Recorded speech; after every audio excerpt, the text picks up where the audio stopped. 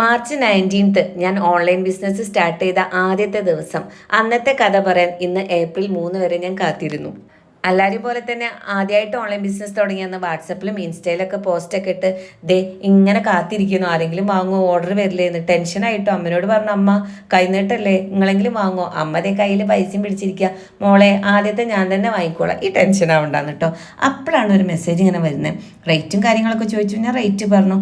ഉടനടി വേറെ ചോദ്യം പറിച്ചിട്ടൊന്നുമില്ല, എന്നാൽ അതെനിക്ക് പാക്ക് ചെയ്തോളൂ കേട്ടോ എന്ന്.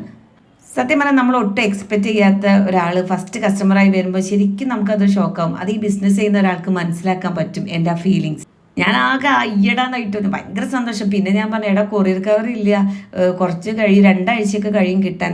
സാരമില്ല, ഞാൻ വെയിറ്റ് ചെയ്തോളാം, വിഷുവിന് മുന്നേ എനിക്ക് എത്തിച്ചാൽ മതി എന്ന് ഇത്ര ക്ഷമയോടെ കാത്തിരുന്ന ഒരു കസ്റ്റമർ, അതും ഞാൻ ഒട്ടും എക്സ്പെക്റ്റ് ചെയ്യാത്ത ഒരാൾ കേട്ടോ.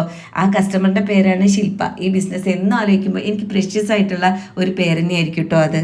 ആള് എൻ്റെ ഒരു ഫാമിലി റിലേഷനിലാണെങ്കിൽ പോലും ഞങ്ങൾ എപ്പോഴെങ്കിലും ഒരു കല്യാണത്തിനോ ഒരു പരിപാടിക്ക് കണ്ട എന്താടാ സുഖമല്ലേ, ആ ഒരു ഇതേയുള്ളൂ, അല്ല ഒരു ചാറ്റിങ്ങോ കോളോ ഒന്നുമില്ല. അങ്ങനത്തെ ഒരാൾ പെട്ടെന്ന് ഞാൻ ഒട്ടും എക്സ്പെക്റ്റ് ചെയ്യാതെ എൻ്റെ നിന്ന് വാങ്ങിയപ്പോൾ എനിക്ക് ഒരുപാട് സന്തോഷമായിട്ടോ. പിന്നെ എല്ലാവരും പറയാറുണ്ട്, നമ്മളൊരു ബിസിനസ് തുടങ്ങി നോക്കി അറിയാൻ പറ്റും നമ്മളെ കുടുംബക്കാർ ഇവരൊക്കെ യഥാർത്ഥ സ്വഭാവം. പക്ഷെ അങ്ങനെയല്ല കേട്ടോ. എനിക്ക് ഒരുപാട് സപ്പോർട്ട് ഞാൻ ചോദിക്കാതെ തന്നെ എൻ്റെ നൈബേഴ്സ് ആയാലും കുടുംബക്കാരായാലും ഒക്കെ കിട്ടിയപ്പോൾ അത് എനിക്ക് ഭയങ്കര സന്തോഷം. അപ്പോൾ ഈ അവസരത്തിൽ ഞാൻ എല്ലാവരോടും നന്ദി പറയുന്നു. താങ്ക്